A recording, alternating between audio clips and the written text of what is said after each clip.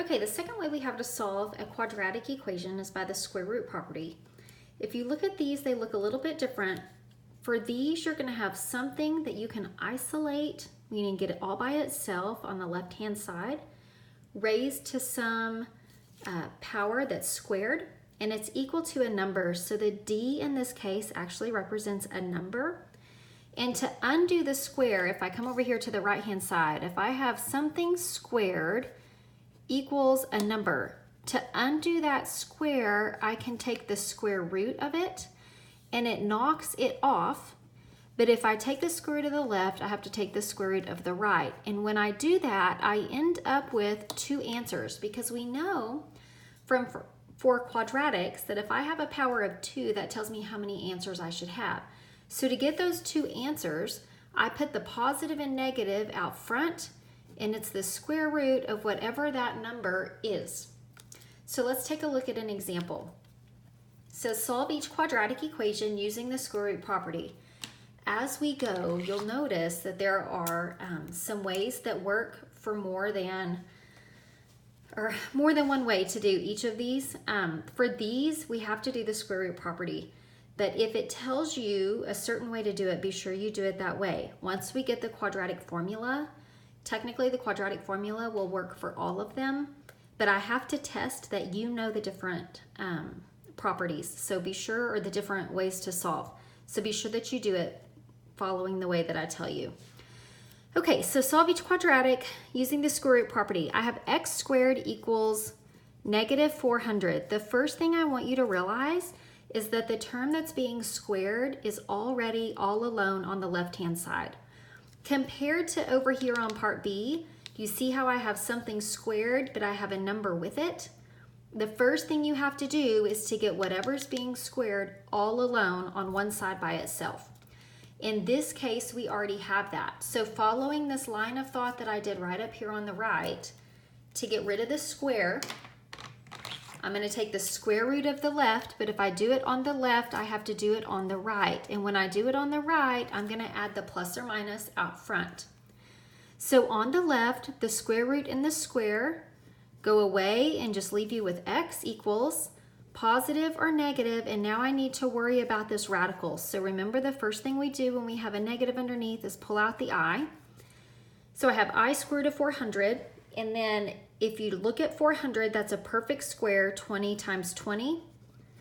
So my answer is x equals plus or minus, because the square root of 400 is 20, no radical left, 20i.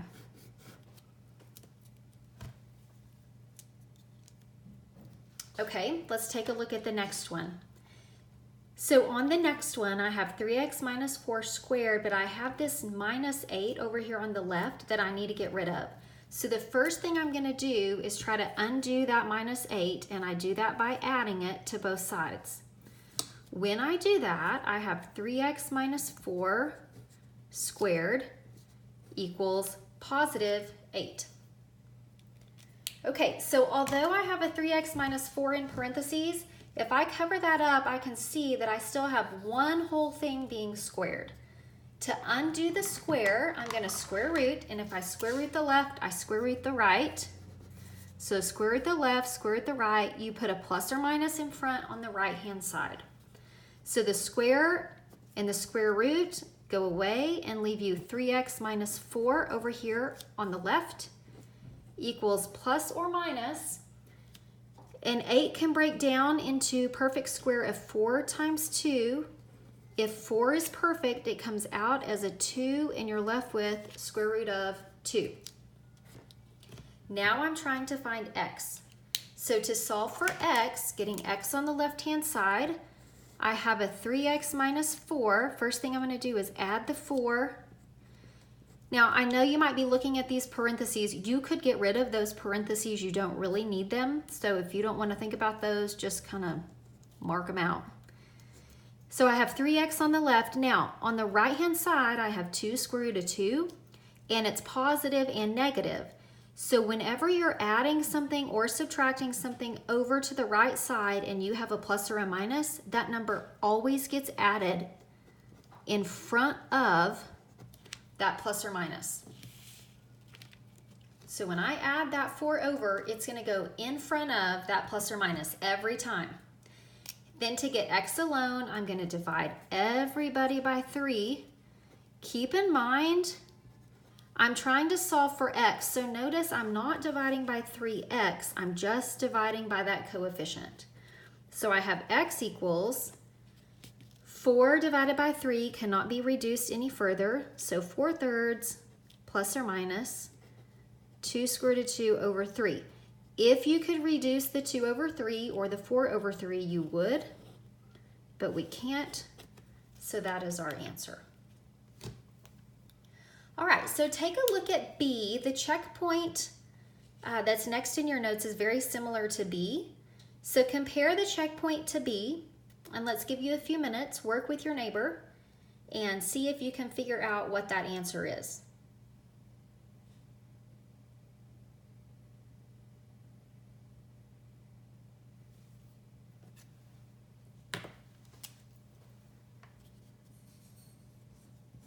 Okay, so hopefully you paused the video and worked through that one and worked it on the board or worked it together, but let me make sure that you have the right answer. So you square root both sides, plus or minus. So we have plus or minus. The perfect square in 28 is 4, so 4 times 7. 4 comes out as a 2, left with 2 square root of 7. Then same as before, we add the 4. When we add it, it goes in front of that plus or minus. So 3x equals 4 plus or minus 2 square root of 7. Now, if the 4 was added right here, to undo the addition, we would subtract it and it would just come over as a negative 4. It would still do the same thing and go in front of that plus or minus. Okay, also note, 4 doesn't have a square root on it, so I can't put it together with the 2 that has the square root of 7.